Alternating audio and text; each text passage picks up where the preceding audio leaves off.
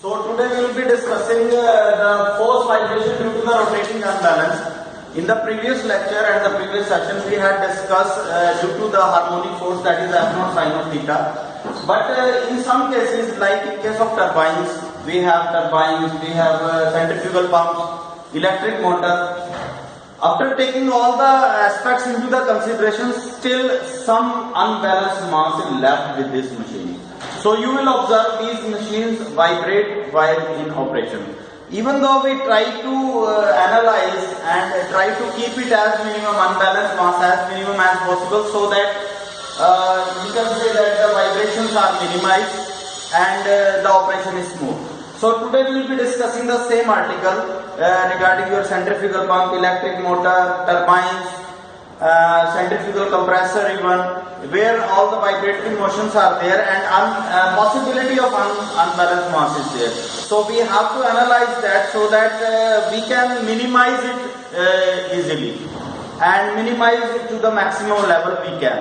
Now let us have an arrangement. So this is an arrangement. It is having a stiffness member K over here, and this is your damper C, and the red portion you can see this is the complete machine. Maybe let it be electric motor or a centrifugal pump. In the complete mass of this machine, including the unbalanced mass, is considered to be M. The means M. M is the mass of the complete machine, and out of this M, we consider or we assume that some mass is left which we could not balance. Although we try to balance the masses so that vibrations are minimized. So even after taking all the aspects, some of the mass is left unbalanced. That is why you feel vibration while running a motor or a centrifugal pump. So M naught is that mass which is unbalanced. So we have to analyze this mass. So this mass is rotating. We have taken an example of electric motor or a centrifugal pump in which the parts are rotating so as to perform the operation, and during the performance of the operation this unbalanced mass rotates, and it rotates at an eccentricity of E. Obviously if the mass is unbalanced, eccentricity will be there, and only an eccentric mass will be responsible for the vibration in the system. So let it is having an eccentricity of E from its center of rotation. M naught is the unbalanced mass.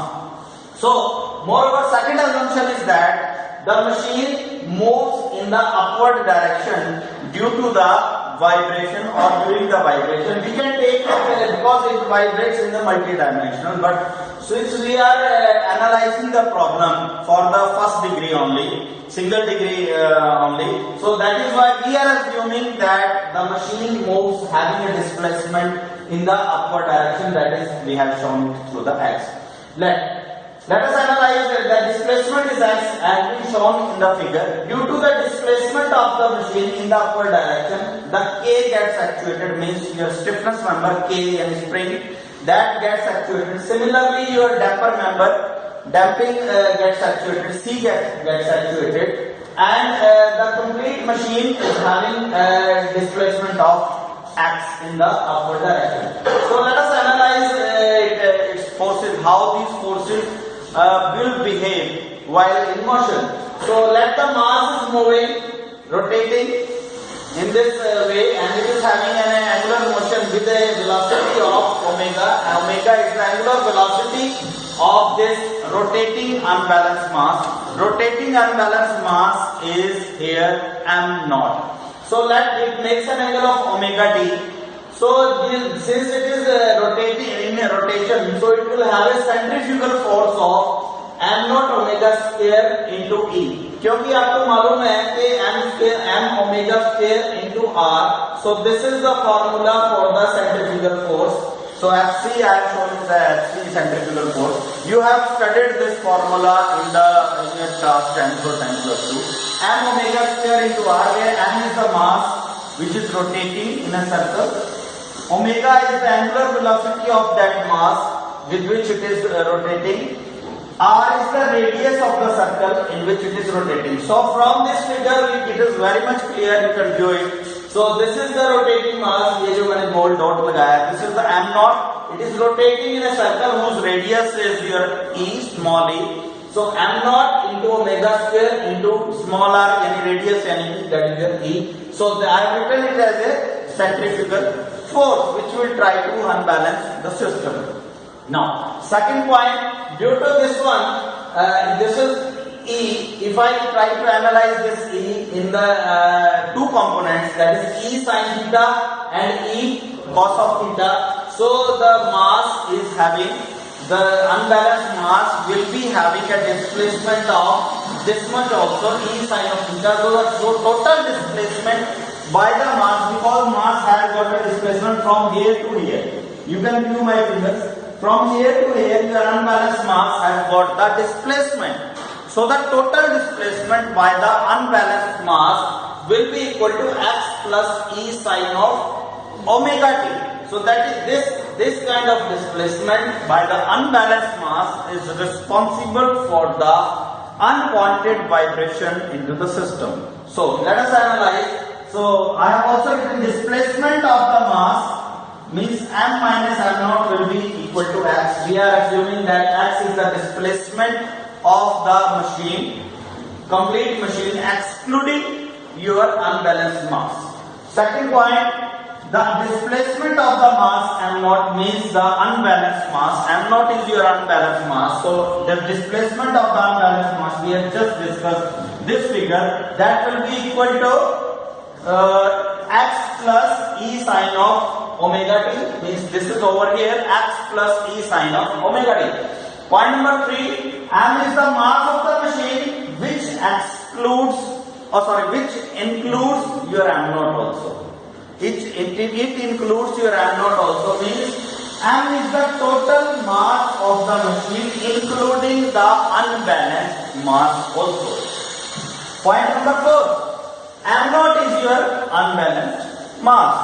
Point number 5, E is the eccentricity we have just discussed, about which your mass is rotating, and due to this E only, unbalanced mass is capable of producing vibration or giving vibration into the system. If we minimize this E and m naught, we can be successful in minimizing the vibration into the system. So next point we have already discussed, omega is the angular speed of the unbalanced mass or unbalanced.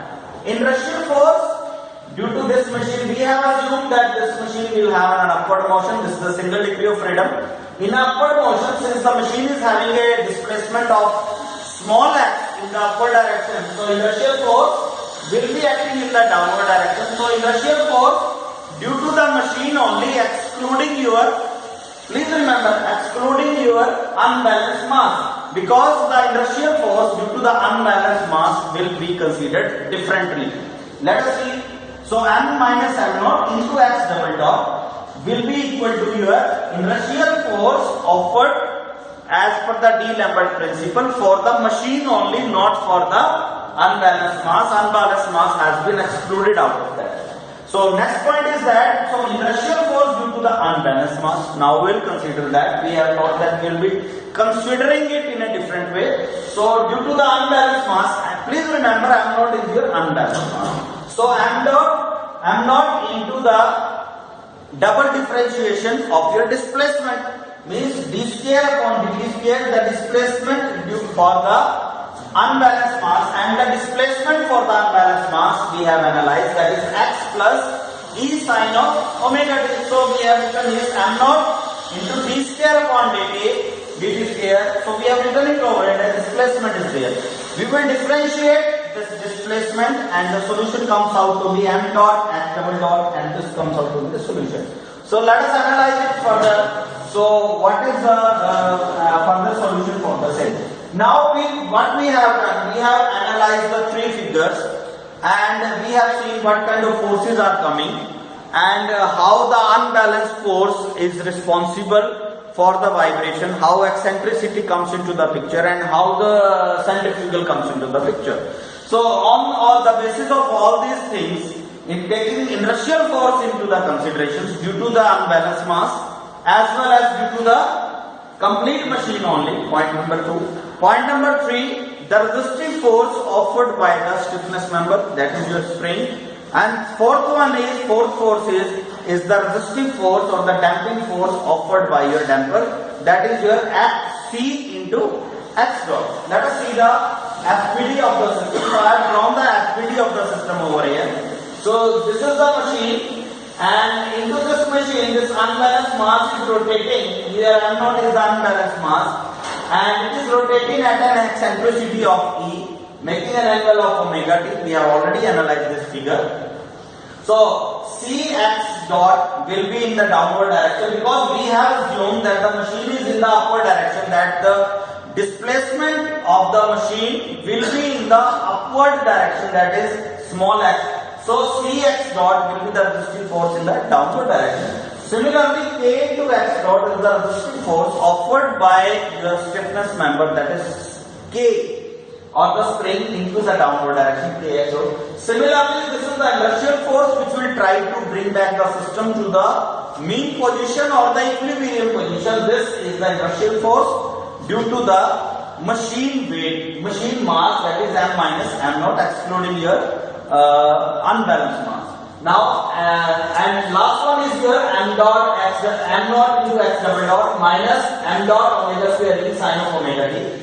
This is your inertial force offered by the unbalanced mass only. Please remember, so these all forces will try to bring the system back into the equilibrium. So considering the FPD, we have understood the FPD very well. So we will consider this FPD and apply the formula, that is the summation of the inertial plus external forces must be equal to 0, since all the four forces are in the same direction and trying to bring back the system to the equilibrium. So these all forces will get added. Kx, Cx dot, M minus M dot x, M minus M dot into x double dot. So this is the inertial force by the machine only, and the last one is this force is the inertial force offered by the unbalanced mass only. So we will open this equation. यहाँ से bracket हमने open कर दिया. Bracket open करने के बाद M dot into x double dot, M dot into x double dot, ये एक दूसरे से cancel हो गया है. Now minus M dot omega square e sin omega t equal to 0. By solving this equation, we have reached to a conclusion: mx double dot plus cx dot plus kx equal to M dot omega square e sin of omega t. So the equation number 1. So from this equation we can remember something. What we can remember, we can view it that this equation is more or less similar to the previous case we have studied for the a damped vibrational system with the you can say it's a simple harmonic force.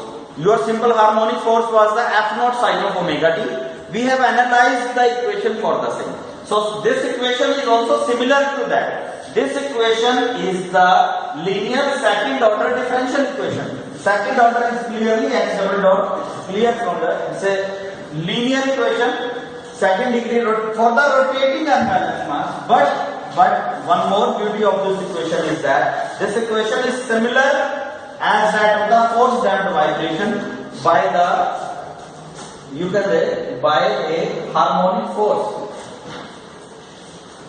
Harmonic force. By a harmonic force. What was that harmonic force? F0 sin of omega t. So this was our previous equation which we had solved, that is mx double dot cx dot plus kx equal to F0 sin of omega t. So we can compare these two equations. By comparing these two equations, which the left portion of these two equations are similar. In the right portion, you can equate the coefficients of sin of omega t. So here the coefficient of sin of omega t is your F0. So F0 will be equal to M0 omega square into E by comparing this equation. So moreover, we can also say that the solution of equation 1 can be find out in the similar manner as we have done it for the equation number 2. That is the force damped vibration by a harmonic force. We have already done. The solution was somewhat like that: x equal to xc plus xp.